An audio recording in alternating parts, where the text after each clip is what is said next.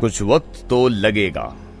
اکثر محسوس ہوتا ہے جیسے ہم کسی ڈائننگ ٹیبل پر بیٹھے ہیں. ایسی ڈائننگ ٹیبل پر جس پر پانی کے خالی جگ اور چند پانی کے خالی جگ. ہم بے چینی سے کچن کی طرف دیکھتے ہیں. نوکروں کو دروازے کی طرف لپکتے اور پھر باہر نکلتے دیکھتے ہیں. برتن کھڑکنے کی آواز سنتے ہیں. ڈوئیاں چلنے، تڑکے لگنے اور پتیلے سرکنے کی آوازیں سنتے ہیں. ہم قورمے، مرغ پلاؤ اور حلیم کی خوشبو سونگھتے ہیں. دہی بڑے، سیخ کباب اور قیمے کی خوشبو بھی گھیر لیتی ہے. ہمیں روٹیاں پلٹنے، نان گرم کرنے اور سلاد بنانے کی آوازیں بھی آتی ہیں. ہاں، ہم ہر آواز، خوشبو کے ہر جھونکے اور آنے جانے والی ہر ڈش کی جھلک سے خوش ہوتے ہیں.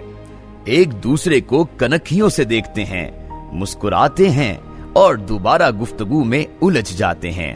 تھوڑی دیر بعد جب موضوع کشش کھو بیٹھتا ہے، زبان تھک جاتی ہے اور فکروں کے وقفے بڑھنے لگتے ہیں تو ہم چونک کر میزبان کی طرف دیکھتے ہیں. وہ مسکرا کر کچن کی طرف دیکھتا اور پھر ہماری طرف مڑ کر کہتا ہے، فکر نہ کریں، کڑی کے لیے پکوڑے تلے جا رہے ہیں، کھانا بس آیا ہی چاہتا ہے. دراصل آپ آئے بڑی تاخیر سے ہیں، اب کچھ وقت تو لگے گا. یہ تماشا صبح تک جاری رہتا ہے، یہاں تک کہ کچھ مہمان نقاہت سے وہیں میز پر اوندھے ہو جاتے ہیں.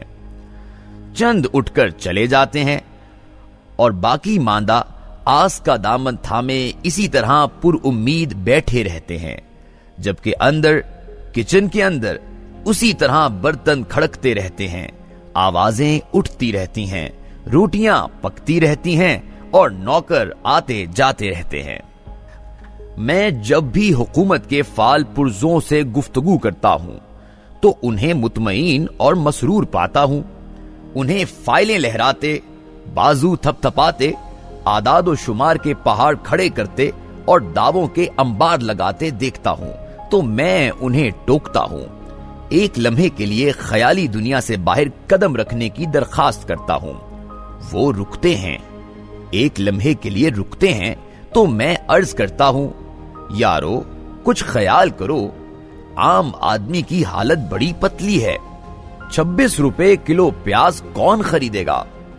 بجلی کے 50 یونٹ کا بل 500 روپے کون دے گا؟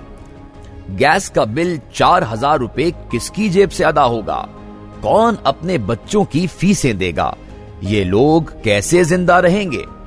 وہ مجھے ہاتھ کے اشارے سے روکتے ہیں، فائل کھولتے ہیں، کاغذ کے ایک پرزے پر انگلی پھیر کر کہتے ہیں، انشاءاللہ اس برس ٹیکسوں کی آمدنی میں 50 بلین کا اضافہ ہوگا، 21 بلین کی ایکسپورٹس بڑھیں گی، ہم 9 بلین کا چاول بیچیں گے، ہمیں IMF 22 بلین ڈالر کی امداد دے گا اور ہم دفاعی بجٹ میں 2 ملین کی کمی کریں گے. بس اللہ تعالیٰ کے فضل و کرم سے سارے مسائل حل ہو جائیں گے، مہنگائی کم ہو جائے گی، گیس، بجلی اور پیٹرول کی قیمتیں گر جائیں گی، تنخواہیں بڑھ جائیں گی. میں ان سے کہتا ہوں، دوستو کچھ امن و امان پر توجہ دو، مسجدوں کو فرقہ واریت سے پاک کرو، ٹرینوں کا حفاظتی نظام بہتر بناؤ، ناجائز اسلحے کی بڑھتی ہوئی مقدار پر قابو پاؤ، بموں کا راستہ روکو، کلیشن کوفیں پکڑو، دہشت گردی کا نیٹ ورک توڑو. کچھ تو ان مظلوم لوگوں کا خیال کرو. وہ مجھے ہاتھ کے اشارے سے روکتے ہیں، فائل کھولتے ہیں، کاغذوں کا دستہ نکالتے ہیں اور پھر پورے یقین سے کہتے ہیں، جناب آپ سمجھیں اب تو ہر مسئلہ ہی ختم ہو گیا، بس ایلیٹ فورس آنے کی دیر ہے، سارے دہشت گرد بھاگ جائیں گے، خدمت کمیٹیاں اپنے اپنے علاقے میں امن و امان کی بحالی کی کوشش کریں گی، خفیہ ادارے فرقہ واریت کا زور توڑ دیں گے، پولیس کے لیے وضع کردہ نیا نظام لا اینڈ آرڈر کی ساری صورتحال درست کر دے گا اور سرسری عدالتیں مجرموں کو عبرت کی علامت بنا دیں گی. بس اللہ اللہ خیر صلاح. میں ان سے کہتا ہوں، صاحبو کچھ سرحد پار کی صورتحال پر بھی توجہ کرو، دشمن حملے کی تیاریاں کر رہے ہیں، امریکہ جنوبی ایشیا میں اپنے مہرے بدل رہا ہے. افغانستان کی آگ اب ادھر بھی دھواں دے رہی ہے. بھارت مقبوضہ کشمیر میں کشمیری آبادی کی ڈاؤن سائزنگ کر رہا ہے. سرحد پار سے سینکڑوں جاسوس ادھر گھس آئے ہیں. وہ مجھے ہاتھ کے اشارے سے روکتے ہیں. کوئی دوسری فائل نکال کر دکھاتے ہیں, مسکراتے ہیں اور پھر دعوے سے کہتے ہیں نہیں, جنگ نہیں ہوگی.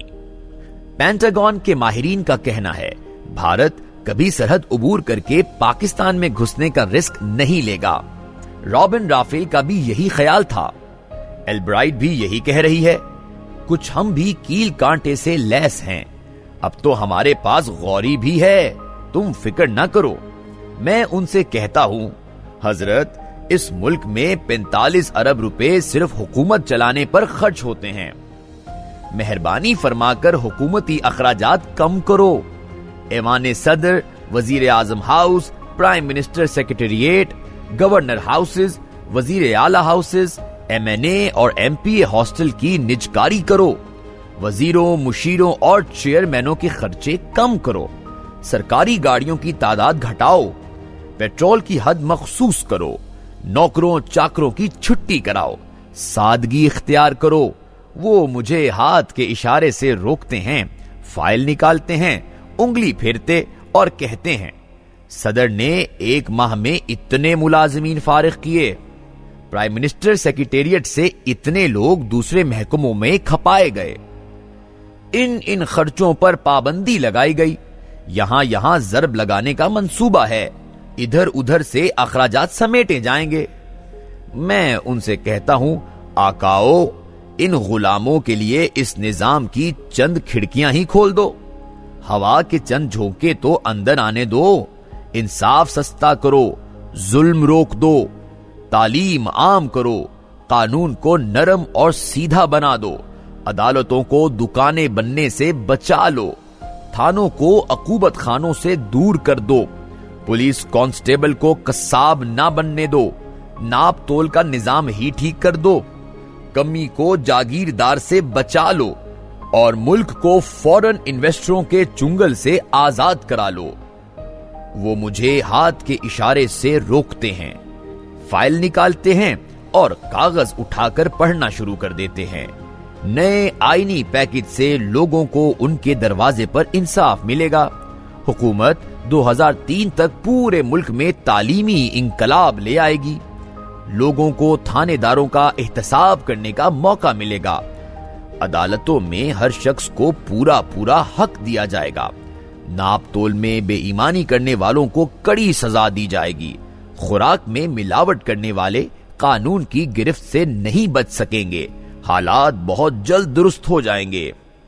یقین فرمائیے, میں جب بھی حکومت کے ان پرزوں سے بات کرتا ہوں مجھے یوں محسوس ہوتا ہے لوگ ڈائننگ ٹیبل پر بیٹھے بھوک کو بہلاوے دے رہے ہیں اور اندر برتن کھڑک رہے ہیں, ڈوئیاں چل رہی ہیں, تڑکے لگ رہے ہیں, پتیلے پتیلیاں سرک رہی ہیں, قورمے, مرغ پلاؤ اور حلیم کی خوشبو اڑ رہی ہے, دہی بڑے, سیخ کباب اور قیمے کی مہک آ رہی ہے, روٹیاں پلٹی جا رہی ہیں, نان گرم کیے جا رہے ہیں اور سلاد کاٹا جا رہا ہے, لیکن باہر کچھ نہیں آ رہا. میز پر بدستور ایک خالی جگ اور درجن بھر گلاس دھرے ہیں. کچھ مہمان نقاہت سے اوندھے ہو چکے ہیں, چند اٹھ کر جا چکے ہیں اور باقی ماندہ لوگ پیٹ پر ہاتھ باندھے پر امید بیٹھے ہیں. اور میزبان بار بار کہہ رہا ہے معاف کیجیے گا, کڑی کے لیے پکوڑے تلے جا رہے ہیں, کھانا بس آیا ہی چاہتا ہے. دراصل آپ آئے بڑی تاخیر سے ہیں, اب کچھ وقت تو لگے گا.